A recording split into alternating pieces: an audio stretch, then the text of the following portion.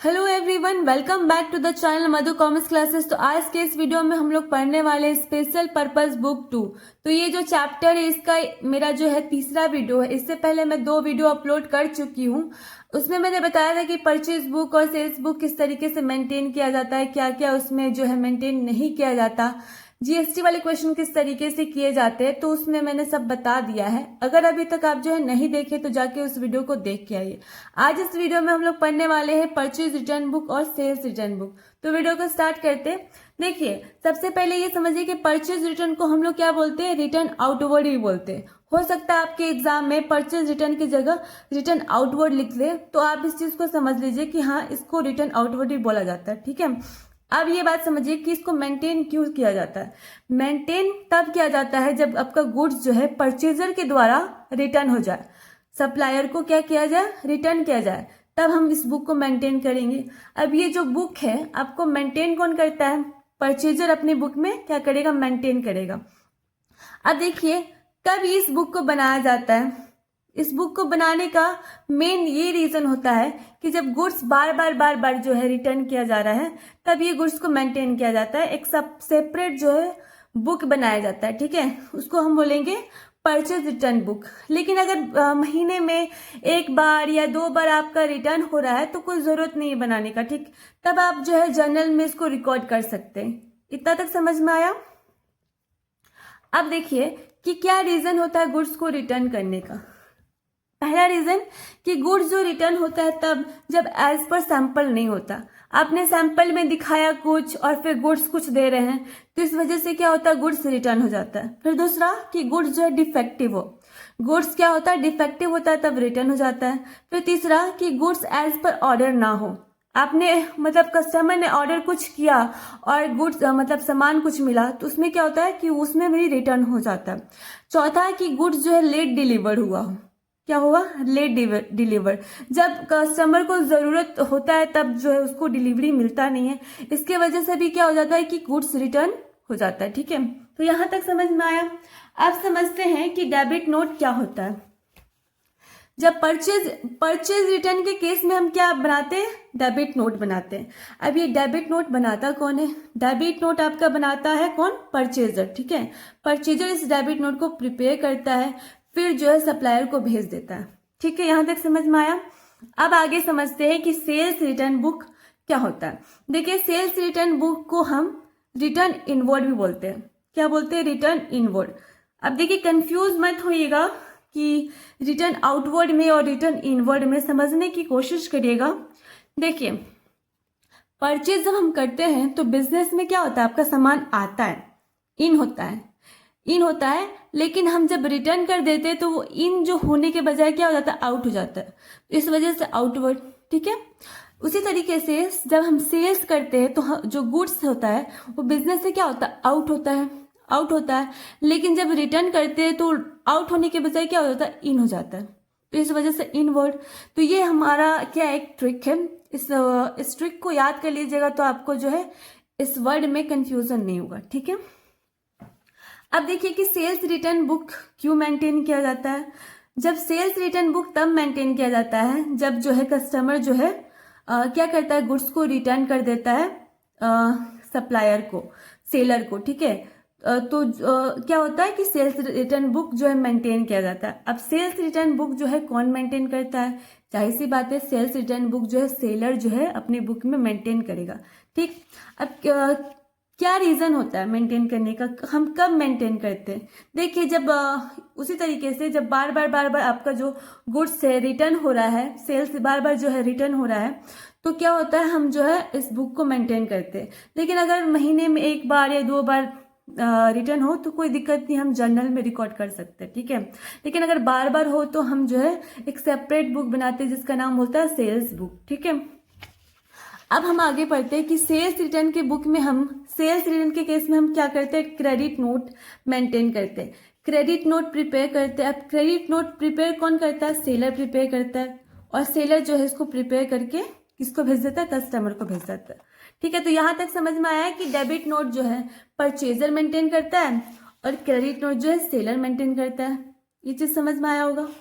अब हम जो है क्वेश्चन को बनाएंगे ये हमारा क्वेश्चन है आज का।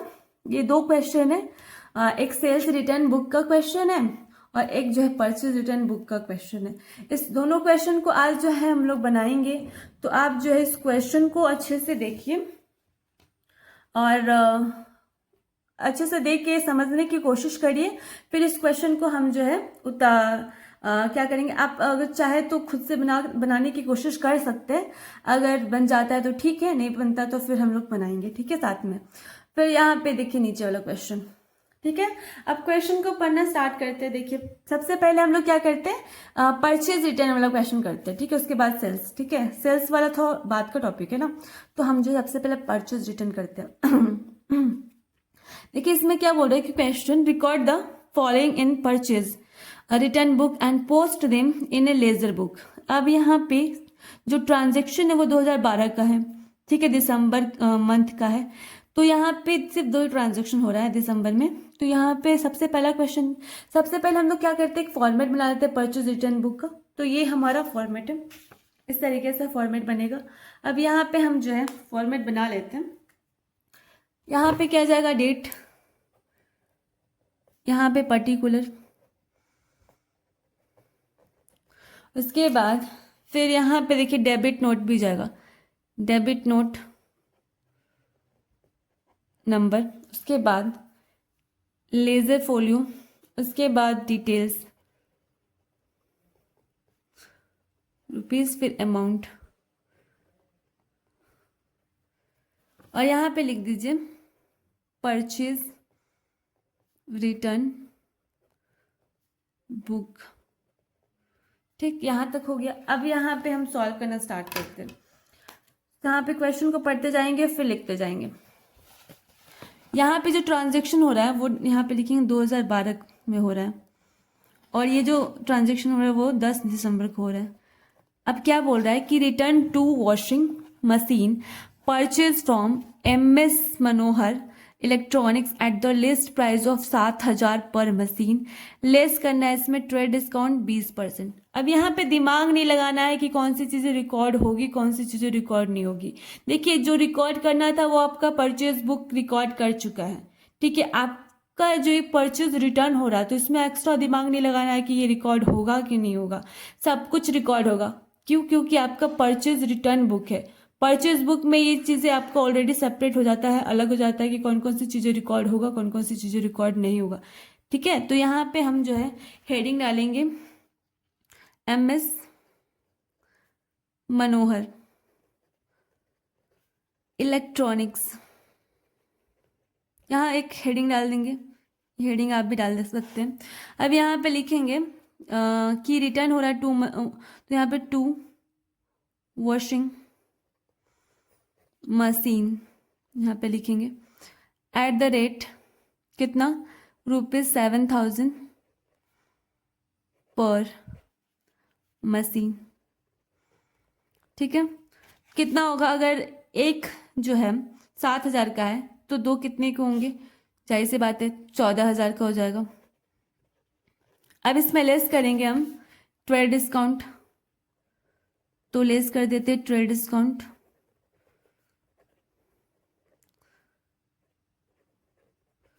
कितना 20%। तो हम 14,000 का अगर 20% चार्ज करें तो कितना आ जाएगा, 1,400। 1,400, एक मिनट, हाँ नहीं सॉरी 2,800। 10% नहीं है 20% है। तो हम अगर इसका माइनस करेंगे तो कितना आ जाएगा, माइनस करने के बाद हमारा आएगा अमाउंट, इसमें लिखेंगे 002 प्लस यहाँ पे 13 में से 2 गया तो 11,200, ठीक है। तो 11,200 हमारा आ गया नेट अमाउंट। अब यहाँ पे एक और, यहाँ पे लाइन दे दीजिए, यहाँ पे एक लाइन पड़ेगा तब जाके दूसरा ट्रांजेक्शन जाएगा यहाँ पे, ठीक, यहाँ पे एक लाइन पड़ेगा। अब दूसरा ट्रांजेक्शन क्या है आपका, 24 दिसंबर का है ये। इसमें हो रहा है कि MS सोनिका इलेक्ट्रॉनिक्स से हो रहा है, तो MS सोनिका इलेक्ट्रॉनिक्स,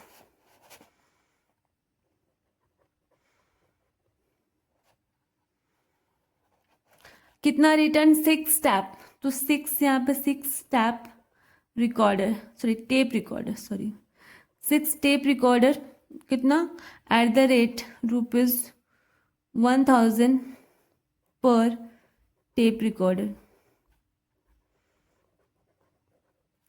तो यहाँ पे अगर एक जो है 1000 का है तो 6 कितने का होगा, तो 6000 का हो जाएगा, ठीक है।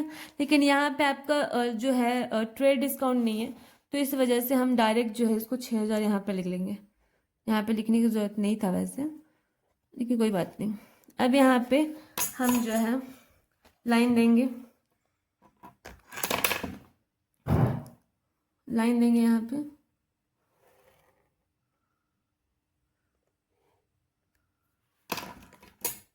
यहाँ पे लिखेंगे जो लास्ट का ट्रांजेक्शन लिखते हैं, लास्ट का लाइन लिखते हैं तो मंथ के लास्ट में लिखते हैं ना।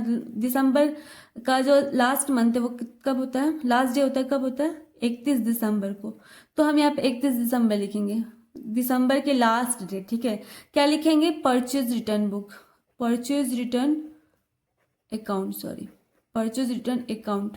अब परचेज रिटर्न अकाउंट यहाँ पे क्रेडिट लिखेंगे। देखिए जब परचेज रिटर्न अकाउंट जब बनाएंगे तो इसका जो अमाउंट है यहाँ पे टोटल कितना आएगा, टोटल आएगा 17,200।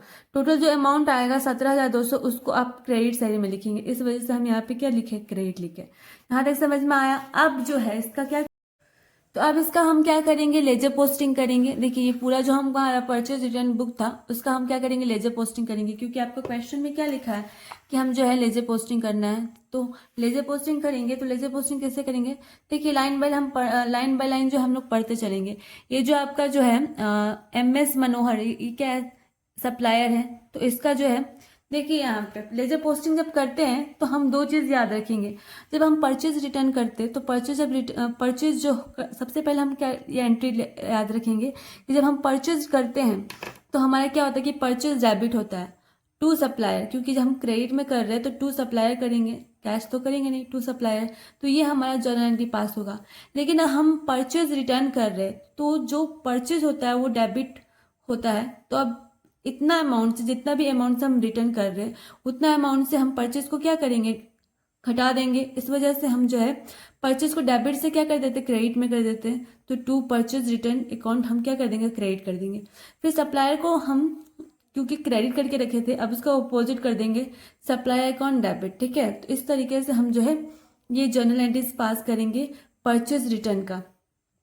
अब इसी एक जर्नल एंट्री से आपका सारा लेजर पोस्टिंग हो जाएगा, आपको कंफ्यूजन बिल्कुल भी नहीं होगा।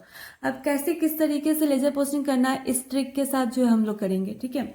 अब यहाँ पे लेजर पोस्टिंग करेंगे, देखिए हम जो है अभी सप्लायर, ये हमारा MS मनोहर क्या है, सप्लायर है। तो इसका सबसे पहले हम क्या करेंगे, एक अकाउंट जो है ओपन करेंगे, MS मनोहर इलेक्ट्रॉनिक्स, ठीक, MS मनोहर इलेक्ट्रॉनिक्स करके लिख दिए। अब ये यहाँ पे डेट पर्टिकुलर, फिर जनरल फोलियो, फिर यहाँ पे क्या हो जाएगा, फिर rupees, date particular, general folio, उसके बाद रुपीज यहाँ पे। उसके बाद फिर देखिए अब यहाँ पे जो है सप्लायर है, ये सप्लायर जो है डेबिट है और जो है टू परचेज अकाउंट जो है क्रेडिट है। तो टू कहाँ पे जाता है, टू आपका हमेशा डेबिट साइड में। तो सप्लायर के अकाउंट में हमारा जो टू है परचेज रिटर्न वो ऑलवेज जो है आपका डेबिट साइड में दिखेगा। कहाँ दिखेगा, ये डेबिट साइड है और ये आपका क्रेडिट साइड है, ठीक है, याद रखिएगा। तो टू परचेज रिटर्न करके यहाँ पे लिखेंगे।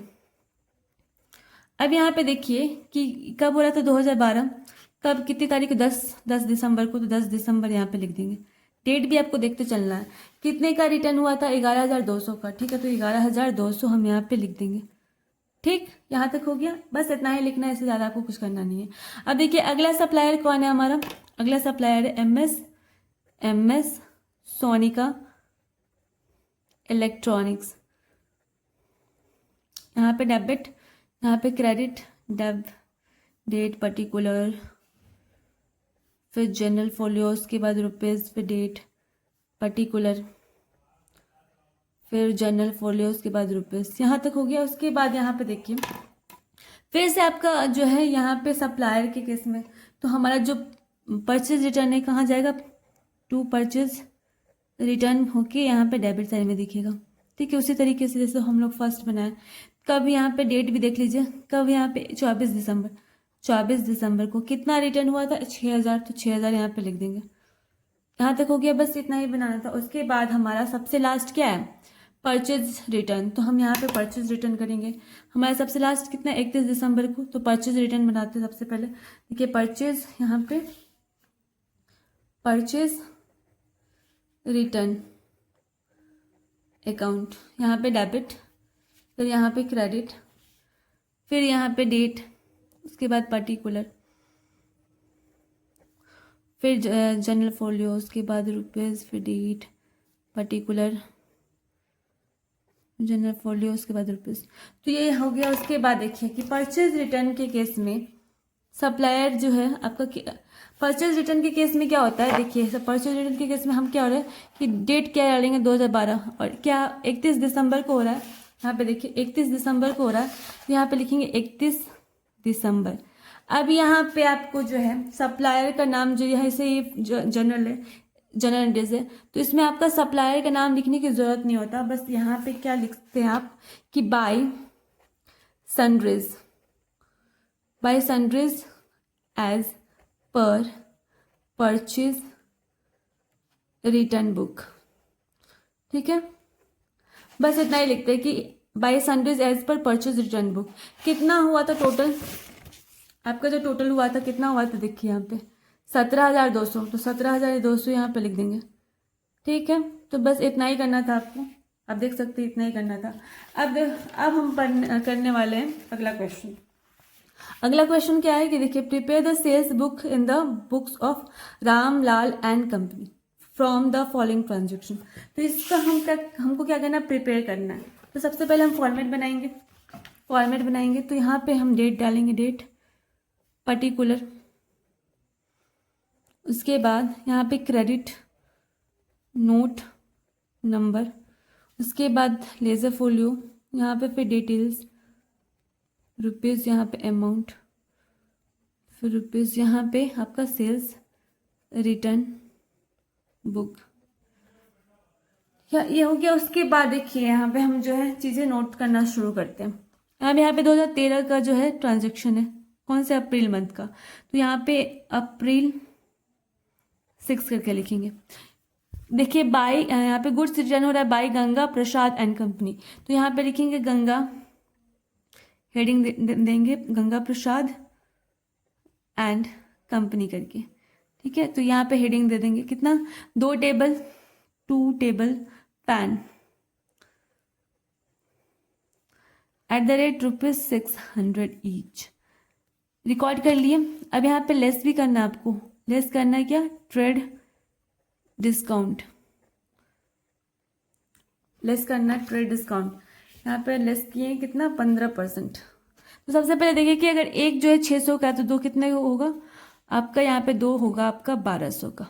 ठीक है, अब यहाँ पे ट्रेड डिस्काउंट जो है 15% चार्ज करना है, तो 1200 का 15% चार्ज करेंगे, कितना आएगा, 10% 1200, 10% 120, तो 5% कितना हो जाएगा, 60, तो कितना हो जाएगा 120 और 120 और 60 कितना हो जाएगा, 180।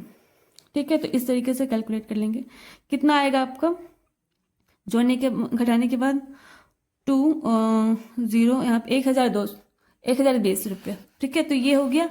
अब यहाँ पे एक लाइन दे देंगे इस तरीके से। उसके बाद यहाँ पे एक और कि अप्रैल 12। ठीक, उसके बाद यहाँ पे कौन सा आपका जो है कस्टमर है, Shyam oil mills return defective goods valued. तो ये जो कस्टमर है श्याम ऑयल मिल्स, जो परचेजर है, ये परचेजर है, उसने रिटर्न किया है कितना, डिफेक्टिव गुड्स वैल्यूड 4000।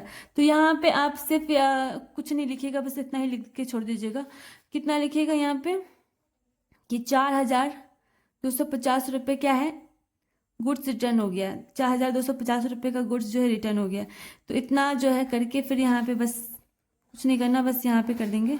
अब यहाँ पे लिखेंगे अप्रैल का जो लास्ट है 30 अप्रैल, सेल्स रिटर्न अकाउंट कहाँ पे चल जाएगा, सेल्स रिटर्न अकाउंट में आप जो है इसको कहाँ पे दिखाने वाले, डेबिट साइड में दिखाने वाले। कितना अगर जोड़ेंगे तो 072, तो 5,270 रुपये जो है आप जो है सेल्स रिटर्न अकाउंट में जो है दिखाएंगे। अब इस चीज़ का जो है आपका होमवर्क है कि इस चीज़ का जो है आपको जर्नल एंट्रीज लेजर पोस्टिंग करना है, ये आपका होमवर्क है। और इस ट्रिक को याद रखिएगा कि देखिए सेल्स हो रहा है तो हम क्या करते हैं ऐसा कि customer account debit to sales account करते कि नहीं। जब हम सामान को सेल करते हैं तो हम इस चीज़ को जो है जर्नल एंट्री पास करते हैं, लेकिन जब वही सेल्स रिटर्न हो जा रहा है तो क्योंकि सेल्स हम हमेशा क्रेडिट में लिखते हैं, तो ये जब सेल्स रिटर्न होगा तो अपोजिट हो जाएगा। सेल्स को हम क्या करेंगे, सेल्स रिटर्न को हम क्या कर देंगे, डेबिट कर देंगे, और कस्टमर को हम क्या कर देंगे, क्रेडिट कर देंगे। इस ट्रिक को याद रखिएगा, इसी ट्रिक से आपका लेजर पोस्टिंग अच्छे से बनेगा और कुछ भी दिक्कत नहीं होगा इस ट्रिक को आप याद रखते हैं तो। ठीक है, अब इसके साथ साथ आप जो है अब एक्स्ट्रा जब करते हैं तो CGST, इसके साथ साथ जो है IGST, उसके साथ साथ जो है SGST, सारे चीज़ें जो है लगते चलेंगे, जितने भी एक्सपेंसेस आएंगे आपके साथ साथ जो लगते चले जाएगा, तो जो है आपको दिक्कत नहीं होना चाहिए। तो आज के लिए बस इतना है, मिलते हैं नेक्स्ट वीडियो में। आपको जो है जो क्वेश्चन हम आज मैं करवाई हूँ, अगर उसमें कुछ भी डाउट है तो आप मुझे कॉमेंट सेक्शन में बोल सकते हैं। और आगे आज तो पूरा चैप्टर कंप्लीट हो चुका है। मैंने जो कैश बुक में ही बताया था कि किस तरीके से जर्नल प्रॉपर में जो है क्या क्या चीज़ें रिकॉर्ड होता है, तो मैं अगर आप कैश बुक अगर नहीं देखे हैं तो उस वीडियो को जाके देख लीजिएगा। कैश बुक मैं फिर से नहीं बताऊंगी क्योंकि मैं पहले बता चुकी हूँ, उसमें मैंने सब कुछ बता दिया था। फिर उसके बाद आज का जो टॉपिक है इस चैप्टर का वो सब कंप्लीट हो चुका है। अब हम क्या करेंगे, क्वेश्चन की प्रैक्टिस करेंगे। ठीक है, तो आज के लिए बस इतना है, मिलते हैं नेक्स्ट वीडियो में। इसी तरीके के वीडियोस को पाने के लिए मेरे चैनल मधु कॉमर्स क्लासेस को सब्सक्राइब कीजिए।